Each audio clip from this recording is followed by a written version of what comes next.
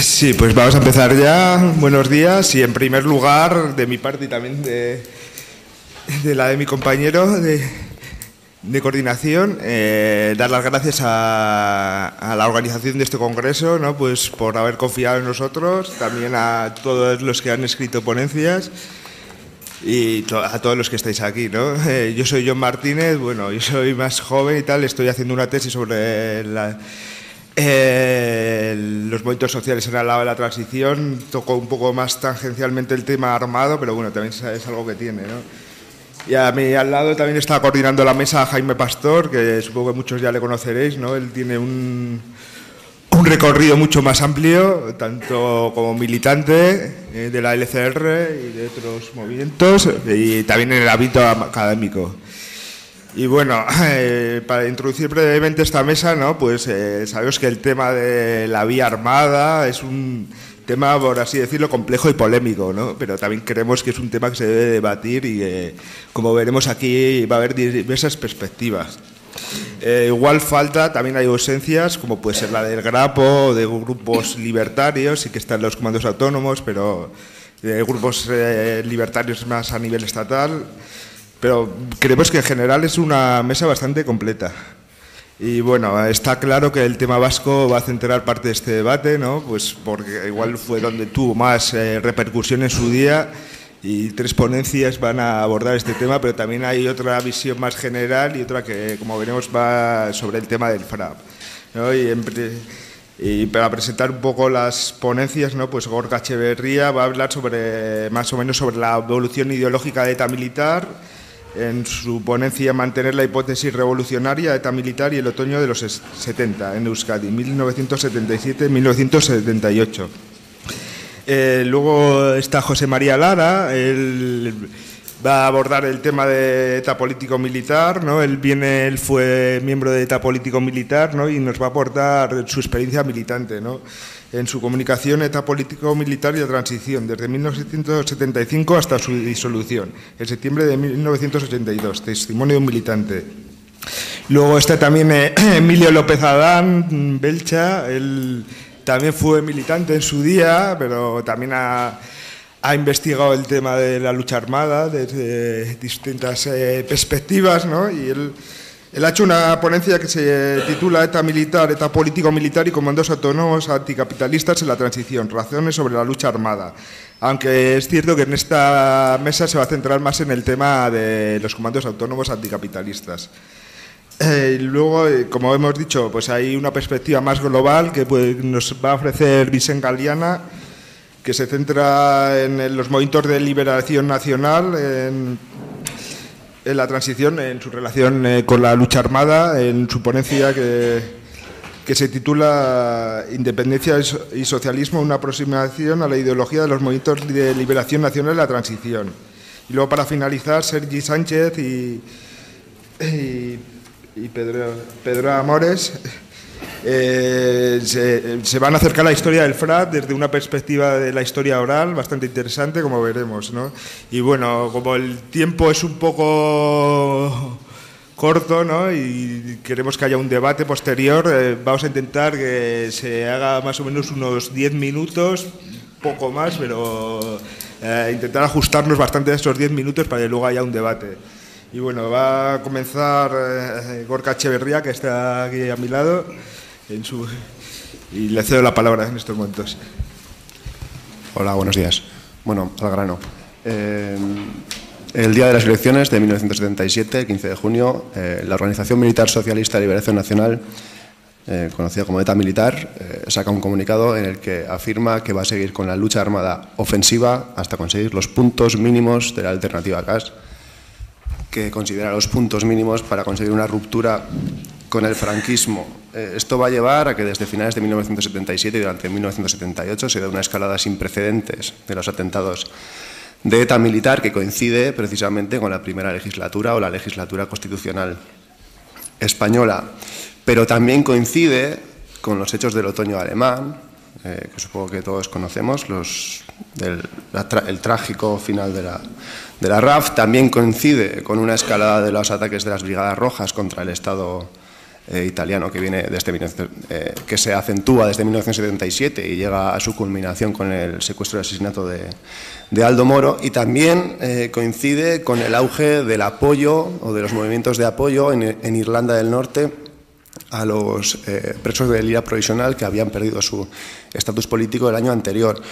Por lo tanto, a mí me parecía haber una especie de nexo entre esas diferentes organizaciones, entre esas apuestas que hacen entre 1977 y 1978, en algo que yo interpreto que tiene un poco de agonía generacional, de una generación que ha vivido, aunque bastante jóvenes, el 68, que han pasado 10 años, que se ha enfriado quizá un poco la perspectiva revolucionaria de masas que podía haber al principio de la década de 1970, pero por otro lado que tienen la convicción ideológica de que la historia está de su parte.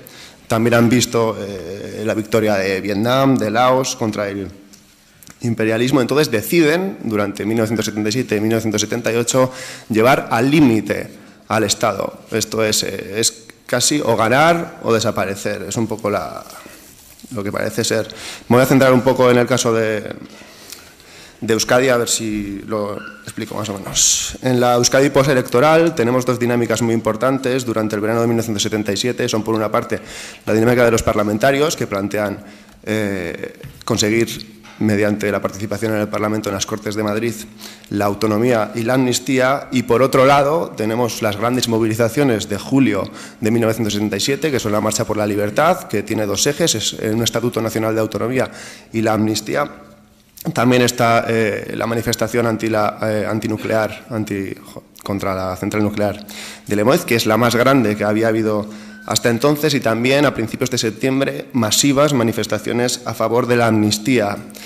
El segundo sábado de septiembre los parlamentarios también llaman a una manifestación por la amnistía y por la autonomía, a la que le responde una contramanifestación en la que está Telesforo Monzón y en la que están personas conocidas que han sido militantes y han sido presos de ETA militar, en el que los asistentes a la contramanifestación acusan a los parlamentarios de reformistas, acusan a los parlamentarios de oportunistas, acusan a los parlamentarios de burgueses y de querer aprovecharse de esas grandes movilizaciones que, según su propio discurso, el pueblo había protagonizado durante el verano. Hay incluso forcejeos, hay incluso peleas. Al final se hace una manifestación con doble cabecera, que cuando llega a la Diputación, cuando los parlamentarios intentan leer el manifiesto, se les abuchea y se cuelga una gran pancarta de la Diputación que pone ETA, Herria Zurekin, ETA, el pueblo está contigo. Desde julio, Hasi, que es el Partido Revolucionario Popular, el Partido Socialista Revolucionario Popular, va teorizando lo que se conoce como CAS, bloque dirigente. CAS es la coordinadora abertzale socialista, que existe desde 1975. En 1976 plantean esos 5 puntos mínimos de ruptura con el franquismo, y durante 1977 se rompe ante la disyuntiva de participar o no finalmente en las elecciones de junio, y CAS va teorizando que ese es un núcleo revolucionario en el que hay una organización armada, ETA militar, en el que están ellos mismos como partido, en el que también hay una organización sindical que es LAB y en el que también hay una organización de masas que es ASK, y que eso será el núcleo de la futura revolución vasca o del proceso revolucionario vasco, por lo cual se reafirman en su posición, sobre todo con las grandes movilizaciones del verano, de que han tomado la decisión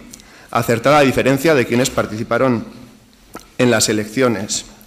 En octubre se presenta la mesa de Altsasu, que es la coalición electoral entre CAS y ANV y ESB, dos partidos que sí habían participado en el proceso electoral, aunque habían dicho que hasta que se diera la amnistía no iban a ir a las Cortes de Madrid, no habían conseguido los resultados esperados, pero durante verano, sobre todo ANV, pero también ESB, van desarrollando un discurso cada vez más populista y cada vez más antielitista a la vista de las grandes movilizaciones, y bueno, deciden hacer esa coalición con CAS, en lo que CAS, o quienes defienden que es el bloque revolucionario dirigente de la Revolución Vasca, entienden que ya sus posiciones están siendo hegemónicas en amplios sectores de la sociedad, y coincide en otoño con el comienzo de la gran escalada de los atentados de ETA militar, que comienza con el asesinato del presidente franquista de la Diputación de Vizcaya, Augusto Unceta, y de sus 2 guardaespaldas. Se da un proceso, y hay un artículo muy interesante de una columna que tenían en Seruko Argia los escritores Koldo Izaguirre y Ramón Saizar Vitoria, en la que se sorprenden de que, y cito textualmente, cuando parecía morir de inanición, la lucha armada tiene un apoyo en la calle como nunca se ha visto, ¿no? El artículo se llama Eta herria zurekin, Eta, el pueblo está contigo. A principios de 1978, ETA militar publica una nueva alternativa a CAS, renovada, en la que, bueno, en vez de la disolución de la Guardia Civil y Policía Armada, se pide la expulsión, etcétera. Una serie de puntos en los que ellos deciden que son los puntos mínimos para que cese su escalada de atentados. Y en febrero, por primera vez, ETA militar se declara vanguardia armada al servicio de la clase trabajadora vasca. Es una idea, y por ahí va el nexo con los diferentes grupos europeos que he encontrado, la idea de que el grupo armado y el uso de la violencia organiza y articula un espacio político potencialmente revolucionario. Es algo que he encontrado también en los escritos de la RAF, en los escritos de las Brigadas Rojas, y de un modo un poco diferente en el caso irlandés. La RAF considera que desde finales de 1969, con la inclusión de los socialdemócratas en los gobiernos de coalición en Alemania y sobre todo con la llegada al poder de Willy Meyer, la socialdemocracia ha pasado a ser parte del imperialismo. Es una es una lectura que hacen también las Brigadas Rojas con el Pechí, que con el compromiso histórico el Partido Comunista de Italia se ha sumado al sistema, por lo tanto queda un gran espacio de apoyo comunista que ellos pretenden articular mediante el uso de la violencia, y en el caso de Irlanda es un poco diferente y no voy a entrar porque no da tiempo. Vale. Decían, o Nacho Arregui cita a Argala diciendo: caña, caña, o sea, atentados, atentados, atentados, y si no responden, si no aceptan la alternativa a CAS, ganamos la guerra, esto es, hacemos la revolución. Durante el verano de 1978 se refuerza muchísimo las posiciones de Herri Batasuna y de CAS con los sucesos de los Sanfermines, en el que resulta muerto Germán González, al día siguiente otro muerto en San Sebastián, al día siguiente la huelga general y el asalto de la Policía Armada en Rentería. Finalmente el PNV también queda fuera del consenso constitucional. Euskadiko Ezkerra, que había participado en el Parlamento, se opone a la Constitución. En octubre se presenta la Junta de Apoyo con 12 hombres, y también hay que subrayar eso, 12 hombres que se presentan como la representación del pueblo vasco, que son José Ángel Iríbar, Orchi, que todavía era parlamentario de Euskadiko Ezkerra, Johnny Dígoras. Esto es un gran apoyo de personalidades conocidas a Herri Batasuna, implícitamente a esa asunción de ETA militar como vanguardia armada de la clase trabajadora vasca. E incluso en un ambiente eufórico que es de finales de 78, con los grandes mítines, con la intervención del Foro Monzón apoteósica en el velódromo de Anoeta, Herri Batasuna se ve capaz de parar, por lo menos en Euskadi, el establecimiento de la reforma e incluso la aprobación de la Constitución a nivel de Estado. Como todos sabemos, eso se saldó con un fracaso, y se saldó con un fracaso también por la respuesta del Estado, que al de unos días de aprobarse la Constitución respondió con el asesinato de Argala, el máximo ideólogo durante 67 y 78 de ETA militar. 22 días después intentan asesinar a José Manuel Pagoaga Peixoto, que queda gravemente herido, y también con el abandono que se da en esos momentos de otra persona muy importante de la dirección, que era Yoyes. Por lo tanto, hay un fracaso en esa ofensiva total que se da contra el Estado desde 1977. Es un fracaso que no es solo de ETA al no conseguir parar el proceso constitucional español. También es el fracaso de la RAF y también es el fracaso de las Brigadas Rojas en las grandes apuestas que habían hecho de derrotar al Estado inminentemente, pero también es una época en la que, como hemos dicho, se ha articulado un gran bloque en clave contestataria en el caso de Euskadi, también en el caso de Irlanda. Sí, termino. En los dos casos no se va a dar esa victoria o esa gran apuesta que habían hecho en ese primer momento, pero se va a articular durante 1979 en base a tres elementos. Uno es una retórica mucho más antiimperialista por parte de ETA militar y por parte de CAS, en el que recogen una teorización que ya venían haciendo durante los años anteriores, tanto las Brigadas Rojas como la RAF, también la centralidad absoluta de la violencia política como arma, una violencia política que estaba en el centro absoluto de la sociedad del espectáculo durante 1977 y 1978, y también, y yo creo que es determinante en el caso vasco, la victoria del Frente Sandinista de Liberación Nacional, que es en 1979, por lo que se empieza a pensar ya tanto en Irlanda como en el País Vasco, que es donde se han podido articular grandes bloques contestatarios respecto al Estado y que no ponen en duda el papel de vanguardia de las organizaciones armadas, una guerra de larga duración que ya habían teorizado también las Brigadas Rojas y que en Euskadi se empieza a llamar de ruptura prolongada. Y con eso ya está. Gracias.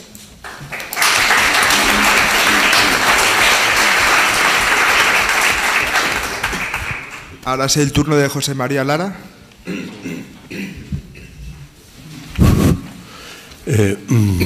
A ver, bueno, yo entro a militar en ETA siendo estudiante y trabajador en Alemania. Llevaba 8 años viviendo en Alemania, es decir, yo salgo de España cuando tenía 17 años, yo era madrileño, aunque mi familia era vasca, pero no teníamos, en mi casa no había una conciencia de ser vascos ni de ser de izquierda.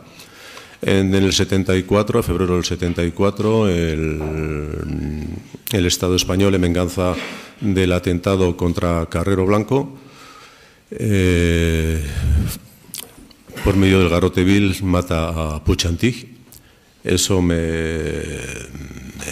revulsiona, y yo tengo un amigo vasco allí en Colonia, en Alemania, y me acerco a él y le digo que yo quiero venir a España a luchar contra el franquismo. Este militante era un militante de la organización de ETA, entonces ETA Quinta, y empiezo a trabajar con ellos. Eso fue en febrero del 74. Durante todo ese año voy a Euskadi, participo, en reuniones, estoy haciendo un documental para unos alemanes que se llama ETA, descripción de una organización armada, y ya me empiezan a plantear cómo va a ser a partir del año que viene, del 75, mi entrenamiento, mi participación en ETA, ya participando en la organización más activamente. Durante aquella época había estado más bien hablando en círculos estudiantiles o con periodistas de cuál era la problemática del pueblo trabajador vasco. A finales, durante toda la vida de ETA, siempre ha habido cada 2, cada 3 años, ha habido escisiones de la gente, nos vamos formando, nos vamos mentalizando de formas diferentes, y en función de nuestras experiencias, pues como sigue pasando en muchos movimientos de la izquierda, pues la gente se toma decisiones diferentes. Entonces en ETA había un problema muy importante. La gente que practicaba la lucha armada traía consigo caídas muy fuertes que complicaban la vida a otros, los sectores trabajadores, sectores estudiantes. O sea, una caída de un comando significaba que de esos 4, pues igual caían 40 personas que habían tenido que ver con ellos. Eso significaba que muchas veces que el Frente Obrero no estaba de acuerdo con la política que llevaba el Frente Militar, y así se va separando. A finales del 74, a raíz de un atentado que ETA nunca ha reivindicado, que es el atentado que se cometió en la calle Correos, se producen fuertes tensiones y origina, en una reunión que tenía que ver la dirección de ETA Quinta, el grupo militar decide no participar en esa reunión y comunica la creación de ETA Militar. A partir de entonces existen dos organizaciones importantes, que son ETA Militar y ETA Político-Militar. Posteriormente también aparecen de escisiones diferentes los comandos autónomos anticapitalistas.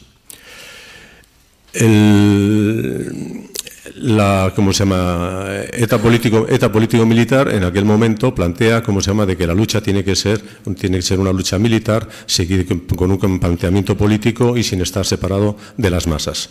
Los milis plantean de que tiene que ser una organización completamente independiente y que van al margen de las organizaciones, que las organizaciones de masa, los partidos políticos, es otra historia que se tienen que formar o que se van formando o que se irán formando. En el 75, a partir del 75, viendo ya cómo se llama, que viene la posible muerte de Franco, la posible desaparición del franquismo, se decide celebrar una asamblea que se llama la segunda parte de la Sexta Asamblea. La Sexta Asamblea era la asamblea que ETA había hecho en 1970, creo que era 1970, en la cual se salieron la Liga y los de la quinta, ETA sexta y ETA quinta. En esta segunda parte de la Sexta Asamblea se decide, ¿cómo se llama?, que hay que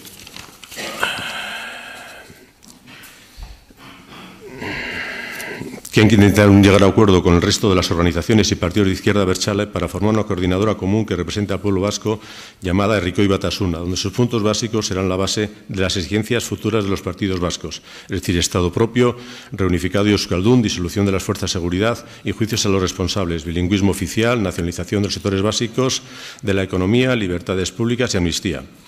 La organización entonces decide llegar a acuerdos organizativos con organizaciones del Estado, con organizaciones catalanas y vascas que conjuntamente intentan posteriormente trabajar en algunas líneas conjuntas, ¿no? En ese momento se crea también, al margen, ¿cómo se llama?, del frente militar que podía tener la organización, se crea un frente especial de gente más especialista que se iba a dedicar a organizaciones más fuertes, que eran los comandos especiales, los comandos Bereziak.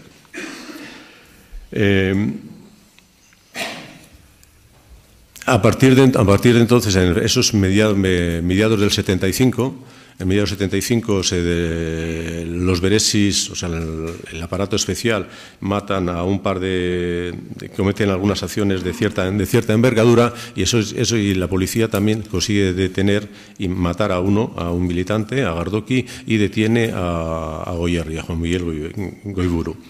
Es a partir de entonces decreta un estado de excepción que atañe, ¿cómo se llama?, por el cual se detienen a muchísima gente que no tenía nada que ver muchas veces con la organización, pero sí que tenía que ver con gente de la oposición. La organización, en cierta forma, no se ve mermada, y entonces decide, ¿cómo se llama?, para quitar presión a lo que estaba sucediendo, toda la presión que está dando la policía, decide entrar en el Estado, entrar en Cataluña e intentar hacer otro tipo de acciones. En ese momento es cuando se está intentando organizar la primera fuga de Segovia, y la policía tenía infiltrado a un personaje, Miquel Jarza el Lobo. Este personaje consigue que se detengan, aparte de la organización, aparte de los comandos que estaban preparando la fuga de Segovia, en Barcelona y en Madrid. A mí, entre ellos, me detienen a mí. Posteriormente, unos meses más tarde, ya durante todo ese momento del 75 están previstos los juicios que había contra Otaegui y contra Garmendia, y había muchas movilizaciones al margen, ¿cómo se llama?, de la situación, si quieres, militar que planteaban la organización militar. Estaba también todo el tema, ¿cómo se llama?, de las tensiones y situaciones sociales que vivían los trabajadores. Continuamente había mogollón de huelgas. Todo ese transcurso del final del franquismo y los primeros años de la transición era un ejercicio continuo de manifestaciones donde la policía presionaba mucho, masacraba bastante, y las organizaciones armadas intentaban dar alguna respuesta a esas acciones del Estado. A finales del 75 tienen previsto, la organización intenta venir aquí, intenta en Madrid, intenta organizar un secuestro para intentar parar las ejecuciones previstas en aquel momento, de los 3 militantes de ETA que estaban condenados a muerte, más los militantes del FRAP. Eso fracasa, gracias otra vez a la intervención del Lobo. La policía pues mata, en total, en esas acciones la policía mata a 4 militantes, mata también a Reboiro en Galicia. Un desastre, tienen a mogollón de gente. A finales del 75 ETA político-militar tenía cerca de 500 presos y había un comando liberado y muchísima gente también refugiada en Euskadi Norte. A raíz de entonces se decide hacer una asamblea para ver cómo se iba a solucionar eso. Los comandos especiales van tomando su propia línea directiva, no están de acuerdo con todo lo que ha pasado. Se hacen una serie de secuestros, algunos secuestros económicamente salen bien, en uno de ellos matan a una persona, a Berazadi, lo cual crea un gran problema en la organización, pues porque la gente no estaba de acuerdo en lo que estaba pasando. Bueno, en definitiva, después de todo eso, la organización, a partir es en ese momento cuando los Beresis detienen a Pertur se le obliga a los Beresis a que suelten a Pertur participa en esta reunión de cuadros en la cual decide que se va a hacer una próxima asamblea, que en esa próxima asamblea es donde se decide la creación de un partido político, Euskal Iraultzarako Alderdia, Partido para la Revolución Vasca, y ETA se llama, y ETA político-militar, se empieza a llamar ETA político-militar Organización para la Revolución Vasca. A partir de entonces, como se llama, ese partido político es un partido que se crea que va a ser legal, que va a participar en las instituciones y ETA político-militar se va bajo las direcciones políticas de lo que decida el partido político, al margen de que tenga su propia estructura y tal. A partir de entonces se hacen muchas acciones, como se llama, en pro de la amnistía, en pro, como se llama, de situaciones laborales, en pro, como se llama, a favor en contra de la OTAN, en contra de la Constitución, a favor del Estatuto de Autonomía y apoyando, como se llama, el que se participe en las instituciones como partido político autorizado o legalizado, como se quiera llamar. 3 años. A finales, tenemos, como se llama, nosotros, lamentablemente, a finales de los 80, influidos también un poco por la dinámica de los milis que teníamos nosotros, radicalizamos nuestras acciones y al final de ello matamos a 2 militantes de UCD. Esos 2 militantes atacamos a la UCD como representante del gobierno, considerando que entonces atacando, como se llama, al poder político se podrían conseguir solucionar ciertos aspectos. Eso lleva que haya manifestaciones en contra de lo que hemos hecho. Y nosotros, obviamente, Euskadiko Ezkerra, ella nos critica lo que se ha pasado y nosotros tomamos una solución junto con la dirección de ella de hacer una tregua en el 81. Hacer una tregua después de haber hecho una serie de acciones. Hacemos las 4 acciones, las cuales no funcionan como nosotros hubiéramos preferido, pero llegamos la última acción de esas era secuestrar a 5 cónsules, secuestramos solamente a 3 y mientras tenemos esos cónsules secuestrados viene el golpe de Estado de Tejero, entonces, lo cual nos obliga a adelantar la puesta en libertad de esta gente. Pues en esos días ella había lanzado un comunicado pidiendo a las organizaciones armadas una tregua. En ese momento, ¿cómo se llama? Cuando nosotros soltamos a esos 3 cónsules que tenemos, anunciamos una tregua unilateral por nuestra parte durante todo el 81, y animamos también a los milis a que se unan a esta tregua. Durante todo el 81, a mí me detienen otra vez en mayo del 81, en Francia estoy 8 meses en la cárcel. Durante el 81, pues la organización, se van desarrollando 2 líneas, uno que están por seguir y otros por continuar con la tregua. Eso significa que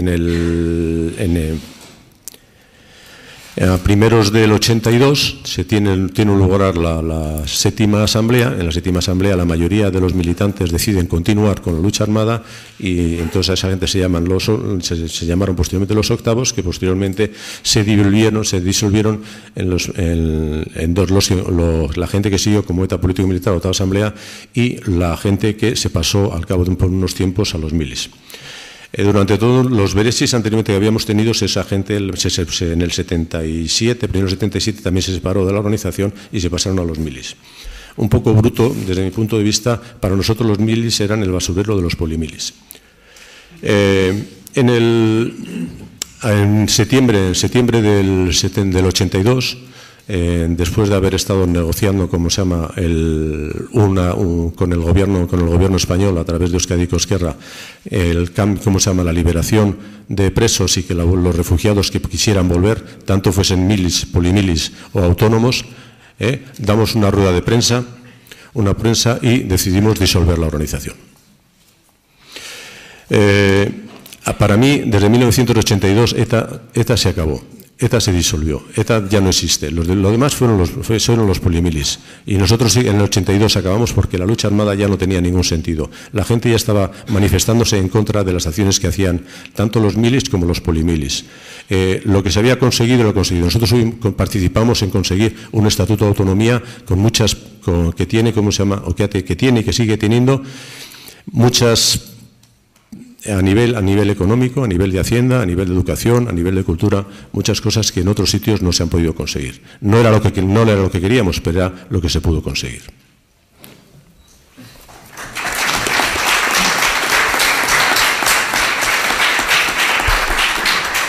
Muchas gracias. Ahora es el turno de Emilio. Gracias. Bueno, buenos días a todos. Ahí me toca hablar de la tercera organización armada independentista vasca, son los comandos autónomos anticapitalistas. Estos comandos hacen su primera acción ya durante la transición. El 12 de abril de 1978 ponen un artefacto explosivo en una central patronal vasca, guipuzcoana, donde muchos patronos son miembros del Partido Nacionalista Vasco. Esa explosión se produce en un contexto muy preciso también, porque se está negociando el convenio del metal, y la patronal guipuzcoana ha decidido que no va a negociar más que con los sindicatos y que va a excluir de la negociación a las asambleas de los trabajadores y a los comités obreros. El comando que hace la acción se llama Comando 3 de marzo. Para los que no se acuerden, el 3 de marzo de 1976 la policía hizo una masacre en la ciudad de Vitoria precisamente contra una clase obrera súper organizada, fuera de partidos y fuera de sindicatos, de una manera autónoma a través de asambleas y comités, y que estaba llevando una de las huelgas más extraordinarias que hemos conocido durante toda esa época. Estos comandos autónomos anticapitalistas, al tomar este nombre, ya tienen un programa, se ve claro, pero hay algo que hay que subrayar. Es decir, aunque el comando aparece en la época de la transición, sus orígenes, sus militantes, vienen de, como ya se ha marcado, de ETA Quinta Asamblea. ETA Quinta Asamblea, en 1974, tiene una primera escisión donde el Frente Obrero se aparta porque considera que los milis que están en el poder son precisamente militaristas, autoritarios e incapaces de hacer una revolución social, sobre todo apoyada en la clase obrera y en una clase obrera autónoma. Toman un nombre para crear un partido que se llama el Partido de los Trabajadores Revolucionarios Patrióticos Vascos, también todo un programa, y van a dar origen, ellos, a uno de los bases principales de los comandos autónomos anticapitalistas. En el año 76 se ha señalado que hay una alternativa táctica de negociación con el Estado, que es la alternativa CAS, y a esta alternativa una gente dentro del Haya le hace una crítica diciendo que es una alternativa reformista, que no plantea ningún cambio en las relaciones de propiedad ni de poder, que es asimilable por la burguesía y que por tanto no quieren saber nada con ella. Y es más, los milis habían planteado ya el problema de la negociación con los poderes fácticos del Estado, que para ellos es el alto Estado Mayor Militar todavía que siga el franquismo, y para los comandos autónomos esa negociación entre dos élites militares es una verdadera injuria para una revolución popular. Hay un segundo origen en los comandos autónomos, que son los comandos beresis de los que viene a hablar Chepe. Cuando los comandos beresis abandonan a ETA político-militar, la mayoría de los comandos Beresis se van a fusionar con ETA militar para dar origen a la ETA que hemos conocido hasta anteayer. Hoy en día existe todavía. De esos comandos Beresis hay aproximadamente un tercio que deciden que se van a ir a juntarse con los que vienen del AIAES, o sea, los anticapitalistas, diciendo que ellos son autónomos porque consideran dos cosas. Primero, que no hay necesidad de que una organización centralizada dirigente nos mande a todos. Y la segunda, que el comando que va a actuar no tiene que actuar por una orden ciega que obedece, dada por un ejecutivo incontrolable, sino que el comando va a ser responsable de sus acciones, de cómo las hace y de lo que pase. Y en ese sentido se proclaman autónomos. Los dos se van a juntar en cierta manera y no en una organización única. Los comandos autónomos anticapitalistas nunca serán una organización clásica con su comité ejecutivo, su disciplina, su línea, etc. Cada comando tiene un acuerdo global de ser anticapitalista, de ser antirrepresivo, de luchar por la independencia de Euskadi y la revolución social, y cada cual, va a hacer lo que le parece bien coordinándose con los otros. Durante los años 79 y 80, estos comandos empiezan a actuar de una manera cada vez más eficaz y hay un problema, y es que en toda evolución de una organización armada clandestina, la acción de la policía, tú has señalado la cuestión del lobo infiltrado, aquí fue la represión. A final de los 80 y en el 81, al final del 79 detuvieron a los mejores entre los anticapitalistas. Lo cual hace que en el año 80 las acciones de los comandos van a ser sobre todo acciones de Beresis, acciones antirrepresivas, contra chivatos, contra policías, un poco parecidas a la ETA militar, aunque también va a haber anticapitalistas muy claras. Pero en el 81 va a haber una detención precisamente de los mejores que vienen de los comandos Beresis. Y el año 81 va a ser un año muy duro para los comandos anticapitalistas, que han recibido golpes muy fuertes de la represión, que están intentando reencontrarse y que se reencuentran en el año 82. El año 82-83 es los años más activos para estos comandos y van a encontrar, a mi opinión, un equilibrio verdaderamente muy interesante en lo que están haciendo. Para ellos va a estar muy claro que la acción de los comandos autónomos anticapitalistas tenía que ser un complemento de la actividad espontánea de la clase obrera autoorganizada y que cuando la represión o la organización estatal o patronal crea obstáculos que la clase obrera inerme, sin armas, no puede vencer, ahí tiene que haber unos comandos organizados con capacidad militar técnica capaces de levantar ese tipo de obstáculos. Van a ir por ahí y si algún día hay una insurrección popular van a decir estaremos de acuerdo con la insurrección. Pero en fin, no eran insurreccionales en sí, sobre todo eran autónomos. En los años 82-83, a las acciones de complemento a las luchas de la clase obrera se añaden las acciones de complemento a los nuevos movimientos sociales. Nuevos movimientos sociales que aparecen en la ecología, la antinuclear, que pueden aparecer en las cárceles, por ejemplo en la COPEL, que pueden aparecer a nivel de las administraciones del Estado, o que pueden ir incluso contra aquellos que consideran responsables de la modificación de una posibilidad de ruptura con el franquismo a la creación de un nuevo sistema de poder de la burguesía donde los sindicatos legales y particularmente el PSOE y la UGT van a ser responsables precisamente de crear, después de los pactos sociales de la Moncloa, una nueva situación de represión y de dominio simplemente no fascista, no dictatorial, democrática, democrático-representativa. Esas acciones van a hacerse y van a ser muy interesantes durante los años 82-83. Los comandos autónomos anticapitalistas van a hacer más de un centenar de acciones violentas verdaderamente técnicas, van a causar más de 30 víctimas mortales, ellos mismos van a sufrir 10 víctimas mortales, y van a llegar al año 83 a una situación que aquí, creo que por aquí estas zonas la llamáis el periodo del desencanto. El desencanto, o sea, cuando ves que esto no es, que la reforma va a dar lo que ha dado. Para nosotros, verdad, no hubo un desencanto, nunca nos lo creímos. Pero bueno, eso no quiere decir gran cosa, porque nos creímos otras cosas y nos salieron muy mal. Pero en fin, lo que quiero decir, pese a todo, es que en esa época del desencanto, los comandos reflexionan y se dan cuenta de un doble problema. Primero, la clase obrera ha perdido esa dinámica de autoorganización agresiva, ofensiva, para, en la situación en que nos encontramos, es decir, la crisis económica, el desmantelamiento de las fábricas, la necesidad de conservar empleo, ya no negociamos un convenio general para todo el mundo apoyando a las fábricas más débiles, sino que negociamos que nuestra fábrica, por lo menos a mí, no me echen. En ese contexto hay una debilidad de la primera base natural de los comandos, que es la autoorganización obrera. Luego, los que habéis estudiado los movimientos sociales, sabéis que los movimientos sociales tienen un problema con la violencia.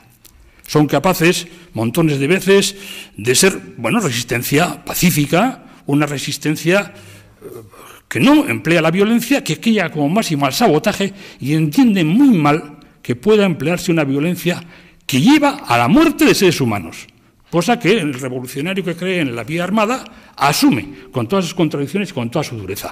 Pero los movimientos sociales nuevos no están muy por la labor. Y aproximadamente a finales del 83 hay ya una crisis conceptual en la gente de los comandos, que dicen, bueno, ¿cómo coño vamos a empeñar en mantener este tipo de actividades cuando ni la clase obrera ni los movimientos sociales están por la labor? En ese contexto nos encontramos una vez más con el problema del Estado. El Estado en ese momento, por culpa sobre todo de la gente de ETA militar, pero no solamente por ellos, ha decidido, estamos ya hablando del PSOE, estamos hablando de la creación de un terrorismo de Estado clandestino a través de gente de Lampa, pero perfectamente protegido por la administración. Estoy hablando de los GAL, los grupos armados, como se llamaban, se me ha olvidado ya lo que quiere decir, porque no quería decir nada, era el terrorismo de Estado. Y el terrorismo de Estado estaba en aquel momento verdaderamente, de una manera vergonzante, asesinando militantes y no militantes. Los comandos autónomos en ese momento, que tienen su problema con respecto a las acciones ligadas a la clase obrera, se van especializando, si se quiere, otra vez más en la lucha antirrepresiva, en la lucha antigal, en la lucha en la cual amenazan específicamente al PSOE y les dicen, si seguís por ahí, nosotros vamos a por vosotros. O sea, para los comandos autónomos, que una persona fuera elegido por el pueblo no significa que fuera alguien que tuviera bula para hacer lo que le daba la gana. Si es responsable de acciones represivas, de terrorismo de Estado, es un objetivo. Y en ese contexto, después de que en Hendaya el GAL asesine a 2 militantes de ETA militar, Pero y Stein, los comandos autónomos anticapitalistas matan en febrero de 1984 al senador Enrique Casas en Donostia. El senador Enrique Casas, los comandos autónomos dicen que como máximo responsable de la Junta de Seguridad del País Vasco llevaba la coordinación entre uniformados y no uniformados para una represión que era verdaderamente sangrante. Matan a Enrique Casas y esto crea un problema terrible, no solamente por la relación social a todos los niveles, por la persecución policíaca, sino porque ETA militar en ese momento acaba de descubrir que las elecciones están muy bien. Antes no, pero en ese momento sí. Y presenta su marca blanca, que es Ribatasuna, a las elecciones. Y en ese momento les dicen, oye, joder, han matado aquí al Casas. El Partido Socialista nos acusa a nosotros, ETA militar, porque para el Partido Socialista los autónomos no existen, son la marca negra de ETA para hacer las acciones más feas, así lo proclaman, barbaridades todo, pero no importa. Pero dicen, coño, ¿a quién le aprovecha el crimen? Dicen los de ETA y los de Ribatasuna. ¿A quién le aprovecha el crimen? Al Estado, porque nos quita a nosotros votantes y electos.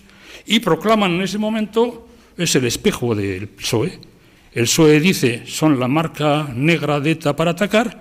ETA militar y Ribatasuna dicen los autónomos, gente infiltrada, porque he sabido que estos anarcos no están muy organizados y a cualquiera se desinfiltra. Más se os infiltraban a vosotros, por cierto, pero en fin, ¿qué le vamos a hacer? Que estabais bien organizados. Y los comandos autónomos siempre decían, como se os infiltren en la cabeza, vais a ver. Bueno, dejémoslo. El hecho es que se proclama que los autónomos son unos pobres, cuando no son unos superagentes de los servicios secretos. En ese contexto de represión, en pasajes, en marzo de 1984, la Guardia Civil crea una trampa mortal para un comando a quien acusan de la muerte de Casas, asesinan, fusilan a 4 militantes de los comandos autónomos y a partir de ahí, con la crisis interna conceptual, con la crisis social del debilitamiento de los movimientos de base que podían sostener a una autonomía armada, con la represión y con la enemiga mortal de ETA militar, la gente lo deja. La gente deja los comandos autónomos, ojo, lo cual no quiere decir que dejen la actividad. Algunos se van a meter en ETA mili, Y van a seguir actuando ahí porque dicen eso, siguen pegando, pues yo voy por ahí con ellos. Otros no van a querer ir nunca con los milis, van a estar fuera del movimiento, pero van enseguida a apuntarse a los grandes movimientos sociales que va a haber en Euskadi contra las obras grandes, contra autopistas, tren de alta velocidad. Pronto aparece el problema de la autovía de Leizarán. Ahí van a estar y van a seguir. Ellos han seguido, yo ya no voy a seguir, yo me voy a parar aquí.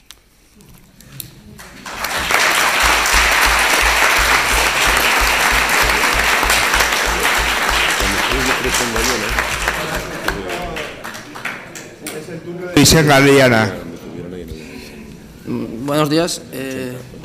Saliendo un poco de la perspectiva vasca, voy a intentar hablar un poco de lo que son, cómo se conforman o cómo se construyen los frentes de liberación, los movimientos de liberación nacional en el Estado español en la transición, especialmente el caso catalán y gallego, y cómo se estructura por una decisión, digamos, racional, pormenorizada e influenciada desde otros contextos geográficos, el Frente Armado como vanguardia de un movimiento que va a ser sectorial y que va a desarrollar diferentes tipos de organizaciones.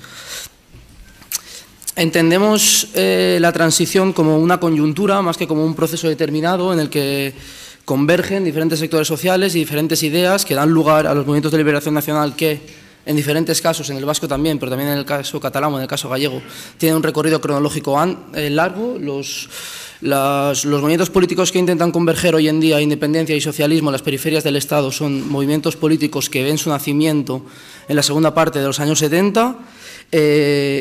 Por lo tanto, hoy en día sigue sembrando ese germen que se construyó en la transición y, por tanto, para mí ahora mismo no es tan importante cómo influye la transición en ellos o ellos en la transición, sino cómo se construye autónomamente su proceso de darse identidad. Lo primero, y es una cosa que muchas veces no está tan claro, no se pone sobre la mesa, es el fenómeno de la nueva izquierda armada como un fenómeno internacional. Se ha dicho ya algunas veces las relaciones con la RAF, ¿no? Las relaciones con otros movimientos armados españoles o del Estado español. La realidad es que la Carta de Brest se firma por primera vez en el 74, en el 75, para el 1 de mayo, la firmará la UPG con su frente armado que tenía en marcha aquellos momentos. El Partido Socialista de Alliberament Nacional Provisional, que es el que dará lugar a partir del 81 a la más conocida Terra Lliure, y también ETA. Esas relaciones con los movimientos seguirán al menos hasta la mitad de los años 80, también de manera internacional, no solo con proclamas, con ideas, con marcos teóricos, el colonialismo interno o la teoría de la dependencia, también las relaciones orgánicas. Muchos lo conoceréis, en el año 94 la justicia española reclama unos exiliados vascos que están en Uruguay. El movimiento de liberación nacional Tupamaros, que en aquel momento ya está integrado en la legalidad y públicamente ha renunciado a la lucha armada, convoca una manifestación que termina con tiros y con muertos. Pasados los conocidos sucesos del filtro, la dirección del MLNT asume sus relaciones con ETA ya o todavía en el año 94. Y demuestra que unas relaciones que se iniciaron informalmente en los primeros 70 han durado durante más de 20 años y diversos movimientos armados o exmovimientos armados latinoamericanos mantienen contacto con movimientos armados europeos. Esa yo creo que es la primera de las cosas que se tiene que tener en cuenta cuando se habla de movimientos de liberación nacional en la transición, y es su dinámica como fenómeno global de la izquierda armada, de la nueva izquierda armada, y la importancia que tiene la reivindicación de la autonomía o de la independencia durante el proceso de transición. Entre 1975 y 1982, el 37% de la gente que se manifiesta en territorio bajo jurisdicción española lo hace por reclamar mayor autonomía o directamente la independencia de su territorio. Es el eje, es la reivindicación que más movilización aglutina en todo el proceso de transición. La segunda perspectiva que creo que influye muchísimo a la hora de analizar el fenómeno como un proceso global es la diferencia que existe entre los movimientos de liberación nacional gallegos y catalanes y el caso vasco. En el caso gallego y en el caso catalán, las estructuras armadas se crearán muy tarde.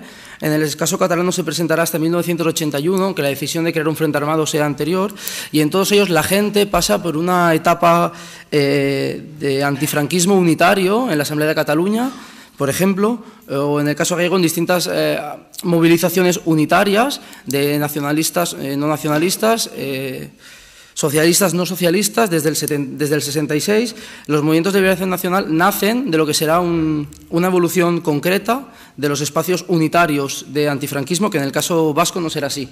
El movimiento de liberación nacional vasco viene de anterior, tiene unas dinámicas propias y unas estructuras propias mucho antes de la eclosión del movimiento antifranquista de los primeros 70.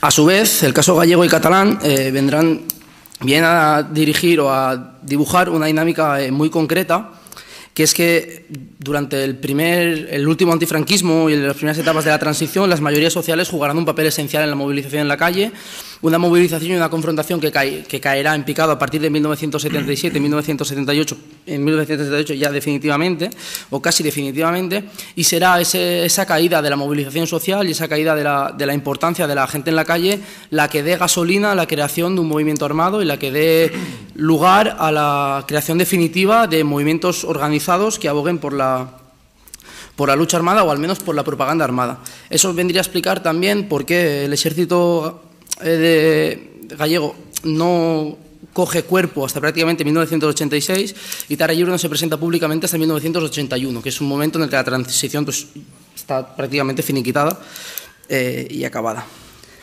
Y la última es que muchas veces se ha hablado, en el caso vasco no porque está muy estudiado, pero sí en otros tipos de movimientos, de la asunción por imitación de la violencia como un recurso para practicar la política.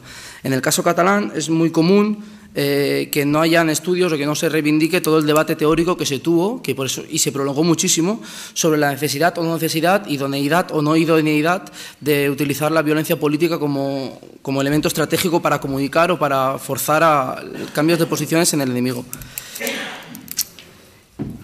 ¿Por qué digo esto y por qué así? Y por qué he intentado plantear una serie de ítems que, bueno, yo estoy en mi primer año de tesis, intento estudiar el fenómeno armado no sobre un grupo ni sobre dos, como general en el Estado español, y sí que me parecía muy interesante venir a contrastar diferentes cosas que, no sé, creo que son importantes y que muchas veces cuando nos metemos en laberintos internos de cada uno de los grupos se nos escapan de la perspectiva general.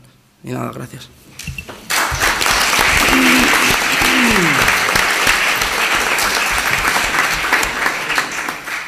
Bueno, para finalizar ya con las intervenciones, es el turno de Sergi y Pedro. Vale, muchas gracias. Sí, vamos a hacer muy breve una introducción sobre el por qué, lo tenéis en el texto que hemos pasado de todas formas, pero sí que queríamos remarcar muy brevemente, para luego continuar mi compañero con otras cuestiones, el porqué de este estudio, ¿no? Creemos que es muy importante el tener en cuenta el contexto político en el que nos encontramos hoy en día, que nos parece que es un elemento explicativo importante del porqué del resurgir del interés por ciertos aspectos de nuestra historia reciente, ¿no? Hay un aspecto académico, digamos, puramente, lógicamente, como es la lejanía ya, ¿no?, según se estima normalmente por parte de la investigación científica del periodo de la transición, pero también hay un hecho cierto que es pues el proceso, no sé si de descomposición, pero sí de cierta crisis como mínimo que ha padecido el régimen actual, pues sobre todo hacia 2014, ¿no?, un proceso en el que, en fin, veremos cuáles son las tendencias que sigue en el futuro próximo, pero que eso creemos que es importante para entender el por qué se produce este interés por recuperar ciertos elementos de nuestro pasado, insisto, ¿no? Por ejemplo, el FRAP lo que viene a significar es un proyecto alternativo, igual que representan otras organizaciones de la izquierda radical, y desde ese punto de vista pues encarna un proyecto derrotado y que, bueno, las causas de cuya derrota pues creemos que hay un cierto interés ahora mismo por desentrañar. No hablamos solamente del FRAP, sino de toda esa izquierda radical, evidentemente. Hay otro elemento que nos parece también importante, que coincide en este interés, cuál es la propiedad de los protagonistas, ¿no? Ha salido aquí en las comunicaciones, se habla del caso vasco, en alguna de ellas del aspecto generacional, ¿no? Y creemos que es muy importante también, estamos hablando de personas que nacen en torno al año 50, en su mayoría, y nosotros en nuestro trabajo le damos un aspecto importante a esa cuestión, tanto para explicar el auge del FRAP, como luego también, en parte, para explicar su progresiva desaparición, ¿no? Entonces, un poco el hacer mención de esa cuestión porque nos parece importante tenerla en cuenta y no casual. Ha habido afortunadamente en los últimos años la publicación de ciertos testimonios del FRAP. Hasta ahora había predominado simplemente los ajustes de cuentas, si me permitís la expresión, pero ya desde hace cosa de una década aproximadamente, quizá un poquito más, con algunos estudios pioneros, pues ya hay una profusión de testimonios que creemos que están en conexión también con estas preocupaciones y con este hecho, si se quiere, biológico, ¿no? Nuestro interés inicial, lo decimos por ahí, es en un principio, bueno, a partir de las lecturas, nosotros somos profes de secundaria, estamos en otro mundillo, pero a partir de ciertas lecturas pues vamos pensando sobre todo esto que la investigación científica en los últimos años ha ido desentrañando, ¿no? Que había de cierto, más bien de no cierto, en la supuesta desmovilización que favorece la transición política, que hay de cierto o de no cierto en la creencia, ¿no? En el mito de una población que se encuentra prácticamente al margen de la política y deja la transición en manos de los próceres de la transición, ¿no? Y en conexión con eso, pues bueno, nos preguntamos, bueno, en esa interpretación clásica que nos han venido vendiendo a nosotros como hijos de la democracia, pues qué papel cumple el FRAP, ¿no? Es decir, una serie de gente que con las armas en la mano se lanza un proyecto que rompe incluso con la mayoría de la izquierda estatal. Algo estaba pasando, ¿no? Entonces, de la perspectiva digamos que enfocamos el estudio desde la perspectiva de la ruptura de la hegemonía o del consenso, ¿no? Que había vivido el tardofranquismo con el proceso desarrollista, ¿no? De qué manera se produce a nivel micro, a nivel personal, esa ruptura con ese escenario de supuesto consenso, de supuesta aceptación pasiva de lo que era el franquismo. Y eso es, digamos, la explicación, así a grandes rasgos, de este proyecto. Muy bien, buenos días. Al hilo de lo que estamos comentando y basándonos en que pues, hay un problema historiográfico declarado hoy en día, consideramos que es muy importante conceptualizar el FRAP como uno de los otros protagonistas de la transición, de ese proceso pues, que se ha mitificado pues, como está teniendo lugar hoy en día. ¿Qué es lo que no es el FRAP? Pues habría que empezar por ahí. Pues lo que no es... pues es un grupo armado. Consideramos que no es una simplificación. Consideramos que tampoco es el brazo armado del Partido Comunista de España marxista-leninista. Pensamos que eso es otra simplificación. De hecho, consideramos que detrás del FRAP hay todo un fundamento ideológico que es el mantenimiento del marxismo-leninismo como ortodoxia comunista, frente a la deriva que estaba desarrollando el Partido Comunista de España, de Santiago Carrillo, teniendo en cuenta que se suponía que era el Partido Comunista que era la avanzadilla del antifranquismo, tanto en el interior como en el exterior, con todo lo que se pueda decir al respecto. Entonces, ¿qué era realmente el FRAP? Pues era un frente político que aglutinaba diferentes formaciones, principalmente marxistas-leninistas, pero no solo, más o menos vinculadas al Partido Comunista de España marxista-leninista, pero bueno, Juventud Comunista de España marxista-leninista, la fracción marxista-leninista del Movimiento Comunista de España, etcétera, etcétera. ¿Por qué surge el FRAP? Bueno, pues pensamos que hay unas causas internas y unas causas externas. En cuanto a las causas externas, la propia deriva de la política internacional, el ejemplo de Albania, el ejemplo chino, el ejemplo de los movimientos independentistas en las antiguas colonias de las potencias imperialistas, y eso desemboca pues, en un intento de romper la política que, por otro lado, también estaba desarrollando el Partido Comunista de España, dentro de España y fuera. Una política que se basaba desde el 56 en la política de reconciliación nacional. ¿Reconciliación nacional con quién? Con formaciones burguesas, con personalidades burguesas, con personalidades del franquismo descontento si se quiere, pero del franquismo. Entonces, desde una perspectiva marxista-leninista a nivel ideológico, esto no podía ser. Tenemos que plantearnos un cambio. Bien, eso es el FRAP. La postura del Partido Comunista de España, que desemboca en el eurocomunismo posterior, es una postura que en realidad viene anticipada desde mucho antes. En el 64, más movimientos. En los años 70, en 1974, la creación de la Junta Democrática de España como una plataforma unitaria, pero ¿de qué formaciones? Volvemos a lo mismo. Siempre en conexión con la política de reconciliación nacional del 56. Y esa es la vía de Santiago Carrillo. Entonces, al final, el FRAP es una respuesta tanto a la situación exterior, la situación interior, a la evolución del franquismo, a la evolución del tardofranquismo y a cómo se está empezando a diseñar la teórica ruptura democrática. La ruptura democrática que el Partido Comunista de España defiende en el 75. Pero ¿ruptura democrática con qué? Entonces llegamos al concepto de la utilización de la violencia política como concepto, como medio de desarrollo de unos objetivos. Violencia política que, bueno, pues Domínguez Rama lo conceptualiza de forma muy precisa. Creo que en estos minutos pues no da tiempo a mucho más. Y que el FRAP utiliza como un medio político. No es una violencia barata o una violencia visceral, es una violencia diseñada con una cuestión concreta, sin entrar en consideraciones éticas. Y pasas tú a continuar. Vale, a partir de estas premisas, ¿no?, nosotros, y con las entrevistas que hemos podido desarrollar, con las dificultades que explicamos en el texto inicial, porque, en fin, el FRAP sí que es cierto que vivió su militancia con mucha intensidad, imagino que como el conjunto de la izquierda radical y, por supuesto, del Movimiento de Liberación Nacional Vasco, y esa intensidad hoy en día todavía sigue persistiendo en muchos de ellos, ¿no? Ya sé que muchos tendremos en la cabeza otros ejemplos de lo contrario, como el famoso Rafael Blasco, que también fue militante de esta organización, pero, en fin, creo que no es representativo, ¿verdad? Vale, entonces, respecto a las causas, nosotros, bueno, hemos estado viendo algunas cuestiones, ¿no? Siempre hablando desde el punto de vista de la militancia, por supuesto, ya ha comentado Pedro algunas cuestiones más generales. En esa quiebra de la hegemonía del franquismo, pues ha pesado mucho, tanto en los testimonios escritos que ya hay publicados como los que hemos recogido nosotros, la lucha contra la represión, esa represión brutal, descarnada, indiscriminada, incluso que practica el franquismo, sobre todo en sus últimos años, pero que luego va a perdurar con la monarquía, ¿no? Y, en fin, ya hay estudios que lo dejan de relieve, y el caso vasco, pues creo que es muy significativo. También el caso de los militantes del FRAP, por cierto, que siguen siendo torturados a finales de los años 70, ¿no?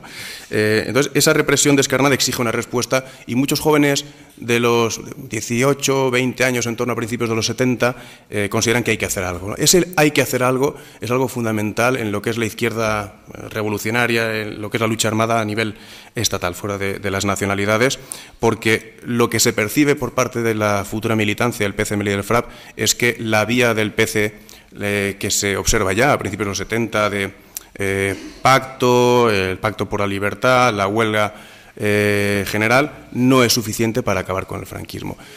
Hay que hacer acciones más contundentes. Y eso es el principal, estimamos, el principal atractivo que presenta el PCML y el FRAP cuando empiece a funcionar de manera ya efectiva para muchos jóvenes militantes.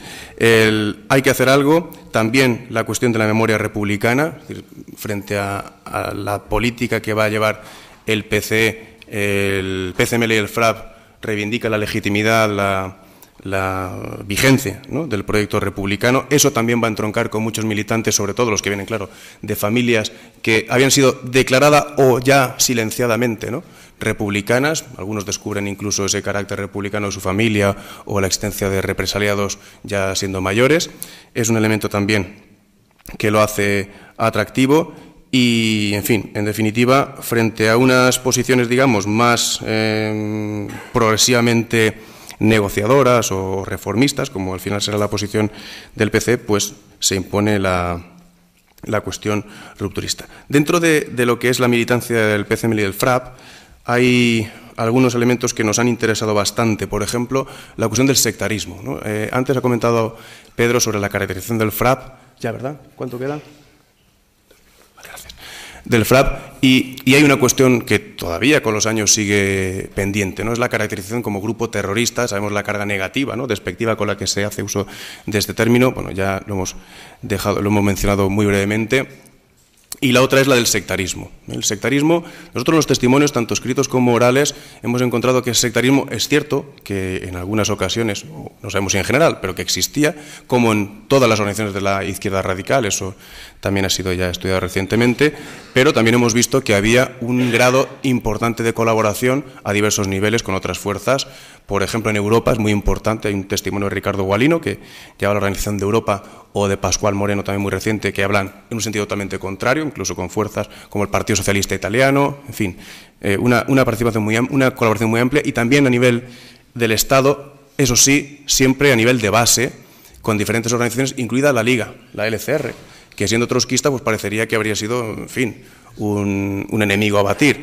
Probablemente al no compartir el mismo espacio político era más fácil la colaboración, ¿eh? Pero siempre digo a nivel de fábricas, de comités antiimperialistas, de iniciativas más o menos locales. Es evidente, como también se ha estudiado, que por arriba, desde muy pronto ya los proyectos van a chocar, ya sea por una cuestión de hegemonizar ese sector, ¿no?, que provenía del maoísmo, como que compartían el PT, la ORET, etcétera, o bien por el hecho de que los proyectos van a ir diferenciándose a medida que avanza el proceso de transición, ¿no? Y entonces, un testimonio nos hablaba ya incluso de que en el 74 ya se veía venir al PT. Creemos que, por cierto, es una línea de investigación interesante el ver las relaciones que hubo entre estas organizaciones de la izquierda radical, tanto de colaboración como de competencia, ¿no? Algún testimonio habla también algo así del MC y nos parece una vía interesante. Voy terminando. Vale. En cuanto a las hipótesis e ideas que nos planteamos a partir de las entrevistas como objetivos, queremos destacar otras dos. Hemos dicho por qué se vincula a esta gente al FRAP, por qué deja el FRAP también, por qué se abandona un proceso o una organización revolucionaria. Evidentemente pesa el desarrollo del proceso transicional, en nuestra opinión pesa también el ciclo vital de la militancia, 25, 27, 30 años, ya hay que pensar en ciertas cosas, ¿vale? Y pesa también, en nuestra opinión, la represión. En el 76 se produce una conferencia del PCML en la que se produce una importante ruptura de la organización que determina el fin progresivo del FRAP y tiene mucho que ver con gente que está en la cárcel o en el exilio. Creemos que hay una crisis de militancia ahí, definida también por la represión, y queremos también ver esa línea, confirmarla. Y luego, y ya termino, creemos que es muy importante a la hora de ver, bueno, si esto sirvió para algo, la mayoría de militantes opinan que sí, si realmente el FRAP cumplió un papel desestabilizador al franquismo, si realmente cumple algún papel de hacer que la reforma no se fuera más a la derecha, pues hay un elemento que creemos que es importante, como son las fuentes policiales. Ministerio del Interior, Archivo General de la Administración, con el TOP, que creemos también que en futuras investigaciones debemos abordar. Un ejemplo, cuando un militante cae junto a Xosé Humberto Baena, uno de los 5 fusilados en septiembre del 75, durante los interrogatorios, se entera de que la policía pensaba que la llave que le estaba dando a Xosé Humberto, que era de un lugar de una imprenta, pensaban que tenía un piso lleno de armas, el FRAP, ¿no?, que tenía unos medios bastante limitados. A lo mejor, yendo por ahí, resulta que la policía pensaba que el FRAP era más importante de lo que ellos mismos pensaban, ¿no? Y eso podría ser interesante para ver si tuvo alguna repercusión en la acción del Estado. Gracias. Muchas gracias.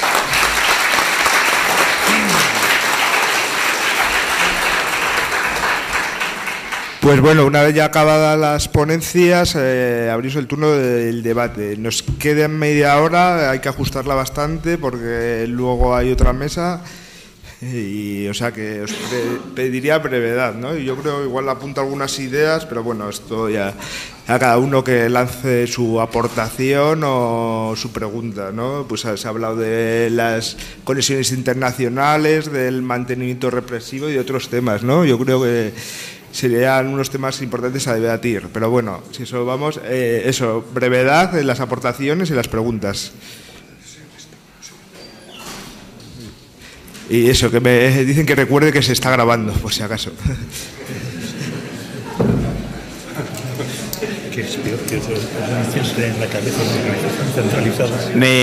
Mi pregunta va para Sergi.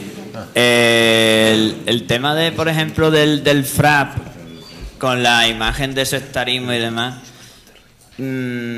sí, a lo mejor que queda un poco peyorativo el decirle a una organización sectaria, digamos, como una cosa para desacreditarla. Pero sí que es verdad y que el FRAP, mediante esos presupuestos ideológicos que tenía en aquella época, sí que podía abarcar muy poco espacio, tanto numérico como de variedad ideológica. Yo veo, por ejemplo, yo he estado estudiando por encima lo que es el tema del FRAP y, digamos, sí que hay una variedad de organizaciones como la fracción, incluso la Unión Socialista Española, que tenía sus precedentes. O sea, el FRAP coge también un poco el legado del Frente Español de Liberación Nacional y demás. Pero, por ejemplo, Álvarez del Valle tiene un libro que alaba lo que es la China maoísta. Entonces, yo veo en el FRA poca variedad ideológica. O sea, a pesar de que son distintas organizaciones, veo que más o menos tiene como un 80% de coincidencias ideológicas. Entonces, a lo mejor da una imagen de sectarismo al exterior a la gente que no son, digamos, del entorno, porque tiene poca variedad ideológica. Hay, por ahora, por ejemplo, en la actualidad hay plataformas republicanas, unitarias, que sí tienen a lo mejor esa variedad ideológica que no tenía en su momento el FRA. Y por eso se le da la etiqueta de sectario. Porque, o sea, a lo mejor se ha dado una imagen de que o no ha querido o no ha sabido insertar dentro del FRA gente que no fuera... gente que no estuviera por una república popular, federativa, X, ¿no? Y yo creo que por eso se le da esa denominación de sectario, porque no hay variedad ideológica dentro del FRA. Gracias. ¿Respondemos? Sí, responde, sí. Vale, a ver, evidentemente, y ya he dicho, por diversos motivos, y aquí, claro, lógicamente las fuentes discrepan porque siempre estamos hablando, está muy cerca la cuestión histórica y la propagandística. Entonces, bueno, hay que admitir que ahora las fuentes discrepan sobre la capacidad de amplitud o de los porqués de por qué el FRAP no pudo llegar a más gente o no pudo incorporar a más organizaciones, incluso pues, las del espectro maoísta, al FRAP, ¿no? O el PCML, porque no supo incorporar a otros, y al final fueron frentes de masas que estaban muy vinculados al PCML, que no eran exactamente, pero evidentemente el grueso de su militancia, buena parte, si se quiere, era del partido, ¿no? La Unión Popular de Mujeres, de Artistas, la OSO, en fin, la FUDE, muchas organizaciones que en determinados niveles, pues, por ejemplo, la FUDE en la Complutense en algún momento tuvo fuerza, o en alguna otra facultad, o la OSO en alguna huelga tuvo también bastante repercusión, pero tienen, digamos, un campo de acción pues normalmente limitado a determinadas áreas, sectores, zonas geográficas, ¿no? Ya digo, ¿por qué? Pues claro, ahí en algunos artículos también se comenta la cuestión. Pues cualquier fuerza de la izquierda radical quería ser la hegemónica porque consideraba que su proyecto era el que iba a llevar a la revolución, y entonces era lógico que, pues, en fin, no facilitaran la competencia de otros, ¿no? También es cierto una cosa, tú has puesto el ejemplo de republicano. ¿Quién defendía la República durante los años 70 en España? ¿Quién abanderaba el proyecto, la reivindicación republicana en España? ¿El PC, que era mayoritario? No. Alguna otra organización de la izquierda radical, me comentaba uno de los entrevistados, que en las primeras elecciones sacaron un cartel con los colores azul, amarillo y naranja. Era como decir, somos republicanos, pero de tapadillo, ¿no? Entonces, precisamente ese elemento que podía haber sido, desde el punto de vista del FRAP también, el elemento unificador de una buena parte de la izquierda, no lo fue. Pues ahí habría que investigar, ¿no?, la posición que tenía cada una de esas organizaciones al respecto, pero evidentemente no se consiguió tampoco que ese fuera un elemento de referencia, ni siquiera los 6 puntos del FRAP, que eran muy generales, también como elemento de unificación. Entonces, ahí las responsabilidades seguramente están repartidas, yo no digo que no. Igual que cuando se pone en marcha la Convención Republicana con un objetivo similar, pero ya dentro asumiendo que la reforma se iba a producir y que estaba ya hecha, tampoco se consigue que otros se incorporen, ¿vale? Pero es cierto que las posiciones ideológicas no estaban tan cercanas a lo mejor como a nosotros desde la distancia nos parecen o como en los discursos se dice, ¿no? Pues yo creo que eso es importante tenerlo en cuenta. Sí, espera, primero a ver. Hola, buenas. Yo quería hacer una pregunta respecto al FRAP también, y debido a las relaciones que tiene con la Albania socialista y sobre todo la influencia ideológica de la China de Mao, la estrategia de crear un frente armado ¿se podría encuadrar o se podría definir o categorizar como si fuera una estrategia de guerra popular prolongada al estilo de China, o no crea esos vínculos que sí que se crean en la guerra de liberación de China contra Japón? Sí. Bueno, efectivamente, hay un artículo de Ana Domínguez Rama que se puede conseguir por internet y que os recomiendo porque investiga estas cuestiones doctrinales. Y claro, a ver, el motor del FRAP es el PCML. y, lógicamente, el PCML se crea en 64 dentro del contexto internacional de ruptura chino-soviética, ¿no? Entonces, efectivamente, se toma esa cuestión doctrinal y se toma como ejemplo, hay también un artículo, no recuerdo el autor ahora mismo, de la Complutense, si no recuerdo mal, sobre la vinculación con la Albania socialista, que lo pone de relieve. Claro que sí, la lucha popular que lleva a cabo en Albania el PTA, o la cuestión del maoísmo, son elementos fundamentales. Hay una de las diferencias, por supuesto, también la repercusión popular. Es una diferencia fundamental entre la lucha que lleva a cabo el FRAP a nivel estatal y el Movimiento de Liberación Nacional Vasco, pero otra diferencia que, en fin, sin entrar mucho en el tema, me ha parecido ver con las comunicaciones, es también el enfoque.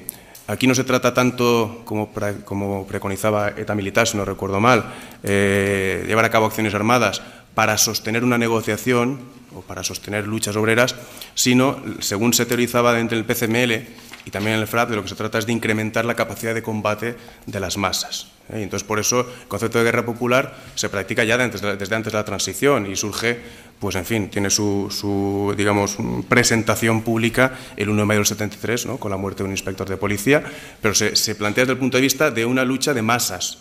Las masas se arman para combatir al franquismo. Eso es precisamente algo que atrae a muchos. Es decir, ya está bien de morir nosotros en las manifestaciones, ahora que caigan ellos, ¿no? Y eso parece ser, ¿no?, que atrae a bastantes jóvenes. Entonces, sí, obviamente los vínculos son evidentes. Luego ya se romperá con China, sobre todo cuando vayan a ver al embajador chino en Tirana, y a raíz de los fusilamientos del 27 de septiembre, y aquel pues se haga el loco, por decirlo de alguna manera, ¿no?, respecto al tema.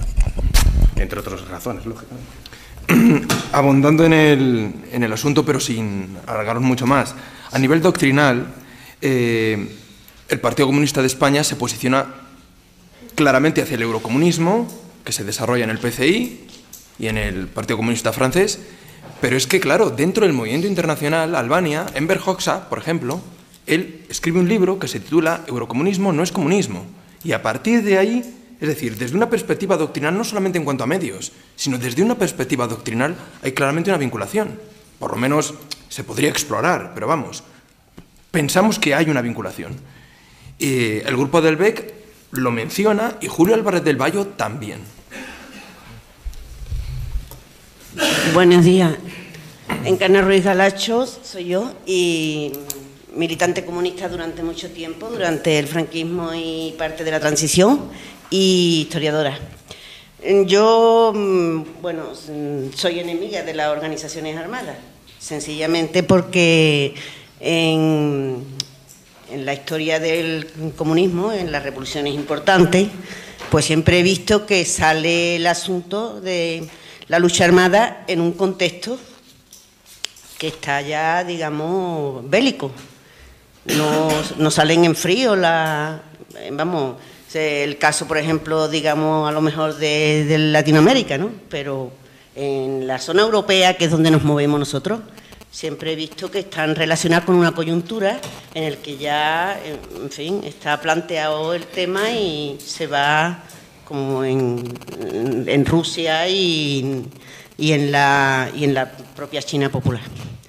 Después, respecto al PCML y el FRAP, yo he conocido la militancia, no he sido militante, pero la he conocido, he tenido, en fin, la imagen que teníamos nosotros porque dentro del maoísmo decía yo que había grados, pero el grado del PCML era el trasladar los análisis de allí y plantificarlos aquí. Es decir, que era una cosa exótica, era, en fin, un planteamiento que aquí no cuadraba. Y después, porque yo no creo que tenga justificación ninguna el asunto del FRA, ni los reclamos de movimientos de masa, ni eso.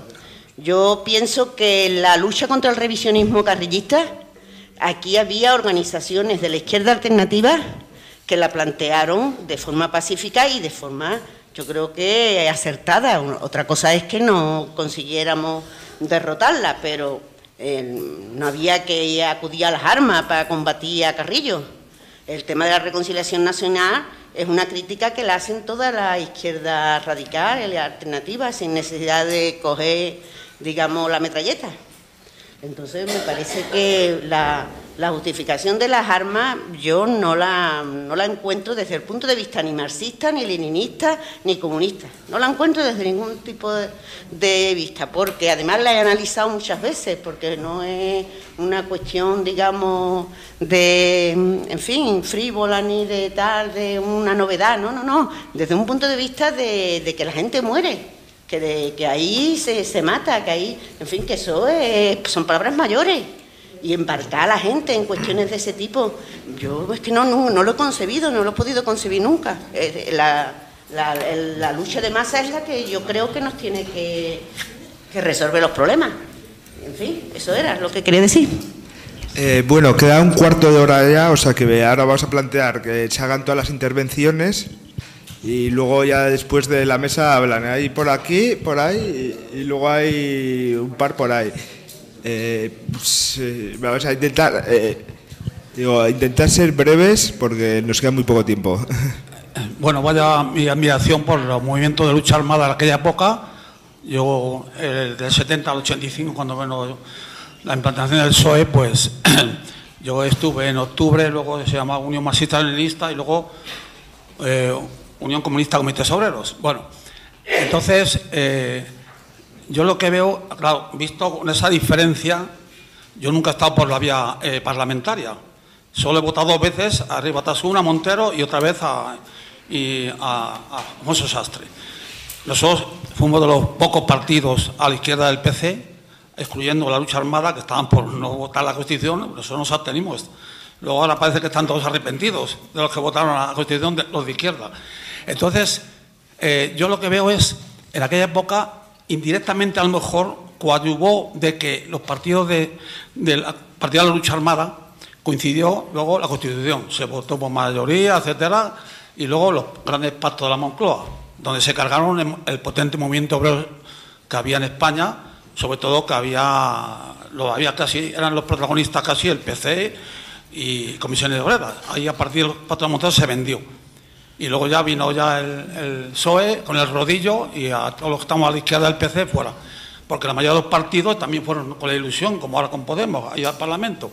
Entonces la pregunta a mí es un poco, indirectamente, de luego, que no quiero decir ni mucho menos que los partidos de lucha armada creasen que a lo mejor la gente tuviese menos ímpetu para luchar, sino que a lo mejor, como el PC ya y con el pacto de la Moncloa niveló todo, ya se acabó la lucha obrera, entonces estos partidos a lo mejor, al usar otra vez la violencia, a lo mejor cogió más miedo a la gente y daba alas a la línea reformista del PC y de PSOE.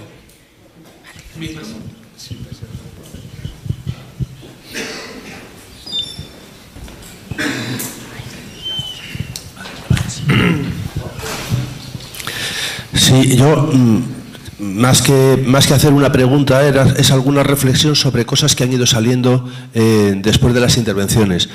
Por hacerlo así muy rápido, una de ellas sería que más allá de lo que fueron las acciones o la trayectoria individual de cada uno de los grupos, yo creo que desde una perspectiva académica estaría bien la posibilidad de poder, ¿cómo diría yo?, caracterizar al conjunto de esas organizaciones. Pienso que, visto con perspectiva, con todos los pluralismos que pueda haber dentro de ellas, se podría hablar de que hay una serie de elementos comunes.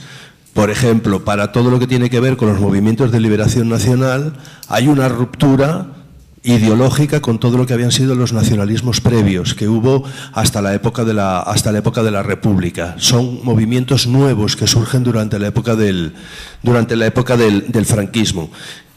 Creo que otro elemento común tiene que ver con el flujo ideológico que llega a partir de la radicalización de finales de los años 60, y no estoy pensando solamente en Francia, todo lo que viene del movimiento antiimperialista de África, las cuestiones que vienen de América Latina con la propuesta del Che, son elementos determinantes para entender su surgimiento y sus propuestas ideológicas. Lo que se plantea para la salida del franquismo es la ruptura, es decir, son grupos a los que se les puede calificar de rupturistas desde varios planos, desde varios ámbitos, ¿no? Yo creo que es interesante ver también la diferencia en lo que tiene que ver con la práctica de la violencia, con las prácticas violentas. De un modo u otro, casi todos han participado en una lucha que les ha llevado a enfrentar la represión, y la respuesta a esa represión es la radicalización. No sé, hablamos siempre de todo lo que son las acciones armadas de algunos grupos, pero había otros que terminan apareciendo en listados de antiterrorismo pues simplemente porque hacen comandos donde toman al asalto bancos o empresas multinacionales extranjeras. Estoy pensando, por ejemplo, en la LCR en los años 70, 73, 74, cuando coincide con lo de Allende en Chile y esas cosas, ¿no?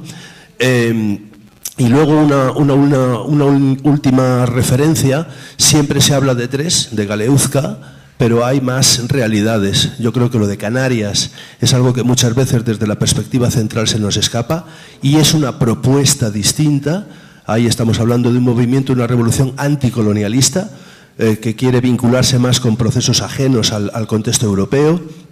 Y una experiencia que queda frustrada porque en el tiempo, digamos que el triunfo de la reforma la mata, pero que tuvo su trascendencia en el contexto local, que fue Asturias. El momento en el que ETA-PM se extiende o intenta extender su presencia a otros lugares, siempre se habla de Madrid, Barcelona, Galicia. Y en Asturias, a finales de los años 70, hubo un par de líos considerables que tienen que ver con la presencia de eso, y el primer partido que se define así, nacionalista asturiano, que fue el Concello Nacionalista Astur. Gracias. Hay por aquí, bueno, por aquí había un par. Intentad ser breves, que nos queda muy poco tiempo y tienen que responder los de la mesa. Yo quería comentaros, o sea, habéis dicho muchas cosas sobre el FRAP. Yo tuve contacto con ellos en Frankfurt y, claro, la realidad que me estáis contando es completamente diferente a la que conocí yo. O sea, allí en ningún momento vi ningún sectarismo. Yo creo que dependía un poco de los dirigentes de cada zona. Allí, por ejemplo, había un gran contacto con los grupos alemanes, con los universitarios, mucha relación porque íbamos a las fábricas donde estaban trabajando los españoles, en Rüsselsheim, sobre todo en los temas, en lo del automóvil. Había mucho contacto con los trabajadores españoles, que hacíamos muchas asambleas con ellos y llegamos a hacer una de las asambleas más importantes que han habido en la Universidad de Frankfurt, en honor a Álvarez del Valle. Tenía que venir él, se llenó no solo toda lo que es la sala, sino que había mucha gente fuera. Al final él no pudo venir, eran los últimos años que estaba enfermo y vino su hijo.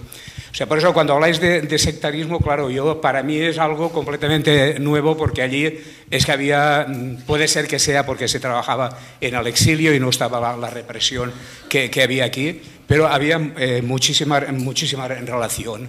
En una situación entre que PSOE no estaba por allí, en otra situación que el PC era muy poca gente, se hacían muchas revistas, tanto para la OSO como en plan cultural. En fin, yo conocí otra situación del FRAP y del PCML que he querido aportarla aquí. A ver, hay un par por ahí y otro aquí.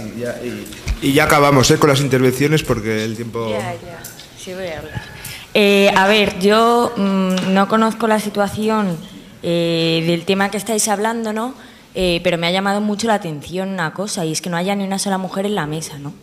Me ha llamado mucho la atención que además todas las intervenciones, salvo una, después del público han sido de hombres. Y más cuando ayer en este congreso se hizo una reflexión sobre la necesidad de integrar en la historiografía a las mujeres y la necesidad de integrar en la historiografía de los grupos armados a las mujeres. Y además durante vuestras ponencias no he oído el nombre de una sola mujer. Y es que es cierto que no... Una. Vale, pues una mujer. Una de 20 nombres que se han dicho. Vale, perdón por el error.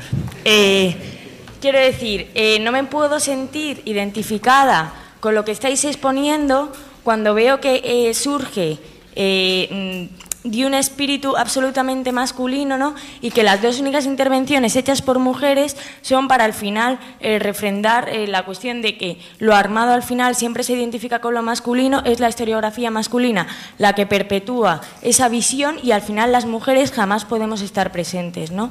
Entonces a mí me gustaría, si podéis profundizar, como se hizo ayer o como se intentó hacer ayer, planteando el hecho de que se tiene que construir una memoria en femenino también, alguna cuestión sobre qué hacían las mujeres. Y tampoco me vale el hecho de decir las mujeres eran las que se ocupaban de las tareas reproductivas, porque como se dijo ayer aquí, eso no es cierto, ¿no? Entonces, si alguien me puede profundizar un poco más sobre qué se encargaban de hacer las mujeres dentro de estos grupos armados, ¿no? Porque es que me parece un poco... no sé, o sea, por parte de la organización del Congreso, no sé, o sea, si a lo mejor se ve una mesa hecha de todos hombres, pues habría que pensar que esa mesa no tiene por qué salir adelante, ¿no? No sé.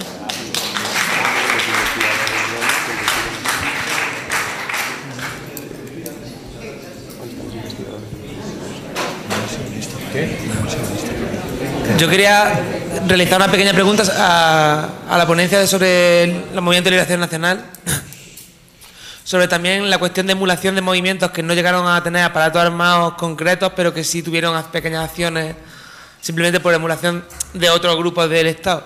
En el caso, por ejemplo, del nacionalismo andaluz, aunque no estaba muy desarrollado, sí hubo casos extraños, por ejemplo, en Granada, de pequeños explosivos en la plaza de Puerta Real por antiguos militantes radicalizados de las Juventudes Comunistas que pasaron al andalucismo, que son este pequeño grupo del Partido Socialista Unificado Andaluz, que después derivó a un islamismo extraño.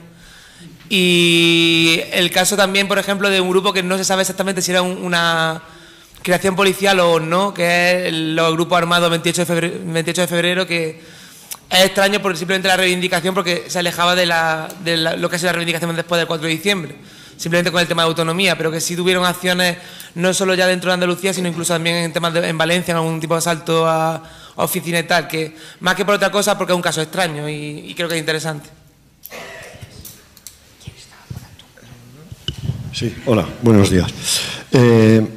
Es una pregunta en general para todos los componentes de la mesa que de una u otra manera se han venido refiriendo a un fenómeno que fue teorizado por la izquierda, creo que fue la izquierda norteamericana en los años 60, que ante la posibilidad, mejor dicho, ante la dificultad o la imposibilidad de que se produjeran revoluciones de tipo socialista que acabaran con el capitalismo en los países más desarrollados, acuñaron el término de tercermundismo para esperar de los países del tercer mundo que surgiera desde allí la revolución. Es decir, confiaban no en la revolución en los países industrialmente más adelantados, sino en la periferia de lo que el sistema mundo de Wallerstein llamaba, ¿no?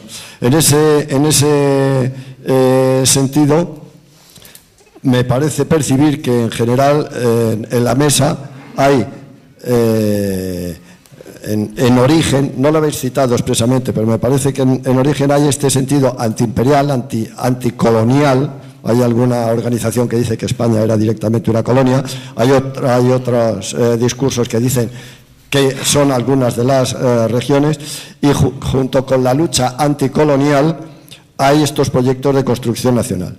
Me parece que en Euskadi fue Federico Krutwig, el primero que en Baskonia dice que en el País Vasco se da una situación similar a la de Argelia, que era el referente más próximo de una revolución anticolonial, de una guerra anticolonial, guerrillera, etcétera, que tenía a España, vamos, estaba en el norte del Mediterráneo.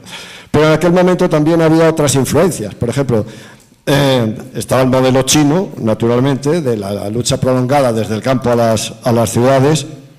Habéis citado algunos otros movimientos armados, el IRA, la RAF, las banderas rojas, también Marighella, etc. Y creo que hay, no sé si Florencio Domínguez Iribarren o Gaizka Fernández Soldevilla hablan de sucesivas generaciones de ETA que se van sintiendo representados, pues unos por los argelinos, otros por los tupamaros, por la guerrilla urbana de Uruguay, otros por los palestinos, otros por los nicaragüenses, etc. Me gustaría que si pudierais contestar a ver si existen estas influencias detrás de esos movimientos. Gracias. Queda una última palabra y... Una última intervención para contestar a la joven que ha preguntado sobre qué hacíamos las mujeres, ¿vale? Que no empuñábamos un arma, pero hacíamos muchas cosas.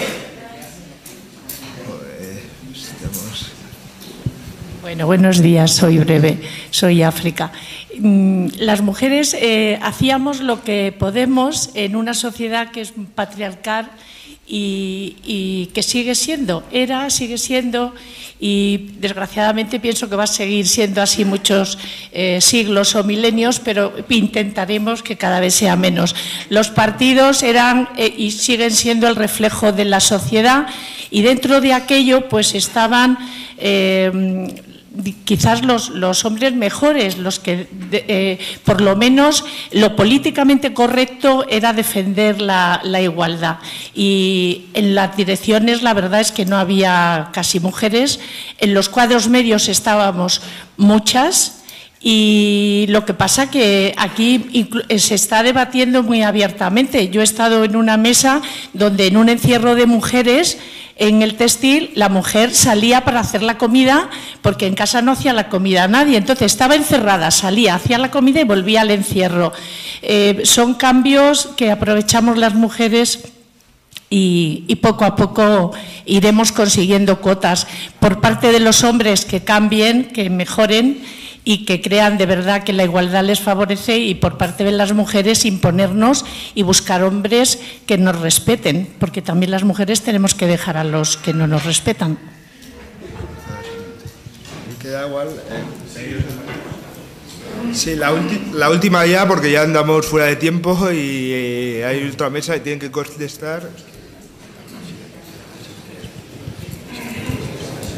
Yo voy a ser verdaderamente breve y simplemente quiero comentar, primero quiero daros las gracias porque creo que ayudáis a contextualizar un fenómeno que normalmente es examinado desde parámetros exclusivamente morales y del presente y no se pone en relación con su momento histórico, lo que me parece fundamental para la gente que se dedique a la historia. Y por otro lado, mi pregunta es muy sencilla. Normalmente yo creo que en el caso de ETA, y quería preguntar tanto a Emilio como a José Manuel,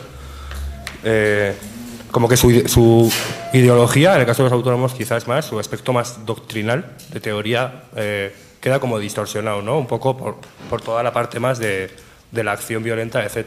Y mi pregunta muy sencilla es, ¿qué se leía dentro de las organizaciones? Esa es mi pregunta. ¿Leíais textos? ¿Qué textos trabajabais? ¿Cuáles eran los referentes teóricos? Pues bueno, tenéis un turno de intentar ser lo más breve posible. No sé, del FRAP ya habéis hablado. Si queréis hacer algo un poco breve, pero... Una frase. Sí, pues eso, una frase y luego que hablen el resto. ¿Una frase? Una de las entrevistadas del FRAP se llama Mónica, lógicamente es el nombre de guerra, y participaba en un comando con la pistola en la mano atracando, en fin, lo que hiciera falta, por ejemplo, ¿vale? Digo por las mujeres del FRAP. Mira, yo en mi experiencia había pocas mujeres en la organización y las mujeres hacían pues lo que hacían lo mismo que los hombres. No había ninguna diferencia entre hombres y mujeres. O sea, había como de función, ¿cómo se llama?, de la capacidad, y cuando entraban y cómo entraban, pues eran miembros de comandos, y cuando llegaban, yo lo que he controlado fundamentalmente, yo enseguida, mi militancia ha sido, por así decirlo, en Francia, ¿no? En Francia yo me dedicaba, tenía mucha relación con todos los militantes que llegaban y sabía más o menos en qué trabajaban todos los militantes y las militantes, ¿no? Entonces las militantes eran miembros de comandos y las militantes también se dedicaban, ¿cómo se llama?, a labores de propaganda, a cualquier labor. Lamentablemente, bueno, la cuestión era que sí, es cierto, ¿cómo se llama?, yo no he conocido ninguna dirigente, o sea, ninguna mujer que haya sido dirigente. No digo yo de que las mujeres no hayan sido capaces a ser dirigentes, por la razón que sea, por la razón social, pues éramos los hombres los que decidíamos de qué personas, nos decíamos a qué personas nos parecían bien. Entonces no es que se consideraba que la mujer era la señora que tenía que limpiarnos y que fregarnos. Aquí en la militancia, generalmente, la militancia cuando llegaba había gente, que acababan de salir de sus casas, que no sabían hacer nada, fuesen tíos o tías, y esas tíos y tías pues se hacían mayores en Euskadi Norte. Ha habido gente, militantes que eran muy buenas y que han tenido un cierto grado de responsabilidad. No pudieron llegar de lo que yo he conocido, ni tanto ni en Euskadi, ni luego he visto en Euskadi Esquerra o en ella o en ETA político-militar, ha habido muy pocas mujeres que han tenido cargos de importancia. Pero las mujeres militaban y tenían, las mismas responsabilidades que teníamos el resto de los hombres. ¿Se oye? Sí. Yo muy brevemente, para el caso de ETA militar, remito a los trabajos el de Hamilton, que ya es clásico casi, y el mucho más reciente de Sureña y Rodríguez, entre otras, en el que recogen muchos testimonios y ya lo que, yo en este momento no añado más. Y ¿ahora? Sí, vale.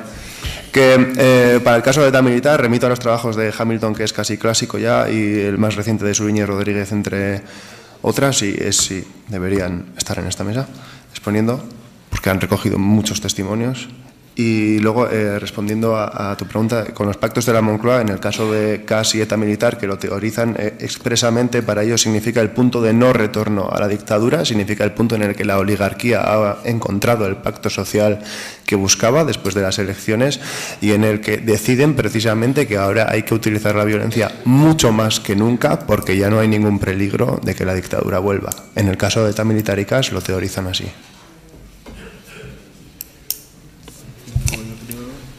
Respondiendo a algunas de las preguntas, intento hacer un vínculo. No solo Federico Krajewicz, también Max Simeoni desde Córcega o el Robert Lafford desde Occitania, y toda una serie de teóricos que alimentan los movimientos de liberación nacional y los grupos armados en su conjunto, en unos más que otros. Y después hay conceptos transversales como frentes nacionales interclasistas dirigidos por partidos marxistas, viabilidad de la lucha armada, colonialismo interior, dependentismo. La influencia del tercermundismo es algo que arrela en muchos de los proyectos. El caso andaluz, el caso canario, sí, muchísimos más. He intentado hablar de 3, estoy intentando abordar muchísimos más. Dentro de muchos territorios también hay más de un grupo, y después hay muchos grupos menores que es muy difícil seguirles la pista. Hace no mucho me encontré el FRABA, que es Frente Revolucionario Antifascista Vasco Aragonés, tiene un atentado en Zaragoza. No sabes qué hay detrás, no sabes si tiene continuidad o si no.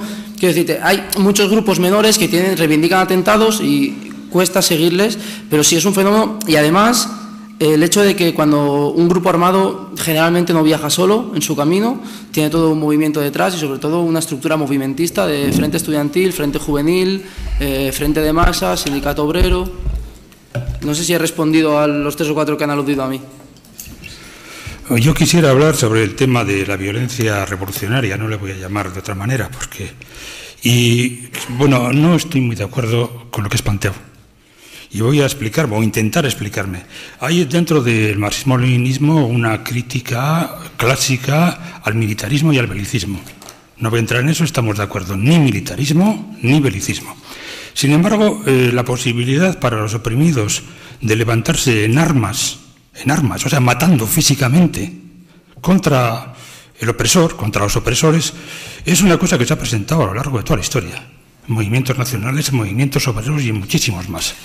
Hoy en día hay una tendencia generalizada de decir que todo lo que ha sido armado era no solamente inútil, porque se podía haber llegado con la reforma, sino que además era extremadamente peligroso, porque si gana un movimiento armado siempre termina trayendo un totalitarismo y una negación de las libertades personales, de las libertades de la gente, y luego, además de todo, que la gente que practica lucha armada necesariamente tiene problemas que, pues la gente está muy entusiasmada hoy en día con cosas que a mí me vienen muy anchas, o sea, el psicoanálisis, Lacan, la sociología, un poco de antropología, y te sale con todo eso un poquitín mezclado, que toda esa gente necesariamente cuando toma las armas, hay algo que ahí dentro no anda bien. Yo personalmente estoy en contra de ese tipo de explicaciones.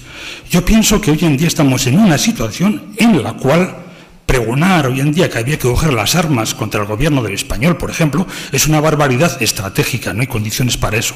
Pero no estoy en absoluto seguro de que con la evolución que tiene actualmente el capitalismo, el sistema que se va creando, etcétera, la condena global que se hace de la lucha armada no sea un instrumento de venganza y de dominación. Creo que hay que resistirse a aceptar que eso es simplemente una verdad eterna, que la lucha armada en política está mal. Claro, tú has citado a dos autores cuyos nombres no voy a repetir, que a mí me cuesta cantidad leer, porque tienen necesariamente cada 3 páginas decir el asesinato, la sed de sangre, impune y sin ninguna necesidad. Y cuando en un trabajo académico leo esas cosas una vez cada 3 páginas, cuando no es 30 en cada 10, a mí me resulta verdaderamente increíble que a nivel hoy en día de la investigación histórica sobre el problema de la violencia revolucionaria se haya introducido un factor de control ético sobre lo que se escribe que corresponde a la ley de víctimas del PP.